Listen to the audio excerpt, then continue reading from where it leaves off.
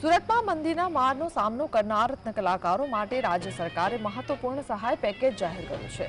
અસરગ્રસ્ત રત્ન કલાકારોના બાળકોનું 1 વર્ષનું શિક્ષણ ખર્ચ રાજ્ય સરકાર ભોગવશે। હીરા ઉદ્યોગના એકમોને ટર્મ લોનની મહત્તમ 5 લાખ રૂપિયાની મૂડી પર 9%ના દરે 3 વર્ષ સુધી વ્યાજ સહાય અને ઇલેક્ટ્રિસિટી ડ્યુટીમાં પણ 1 વર્ષ સુધી મુક્તિ આપવાનો નિર્ણય લેવામાં આવ્યો છે।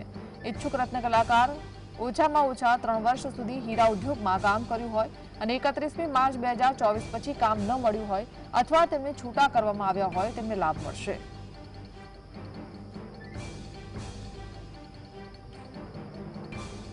અસરગ્રસ્ત રત્ન કલાકારોના બાળકોને શિક્ષણથી વંચિત ના રહે તે માટે 1 વર્ષ માટે તેમની સાલાની ફી રાજ્ય સરકાર દ્વારા ચૂકવવામાં આવશે।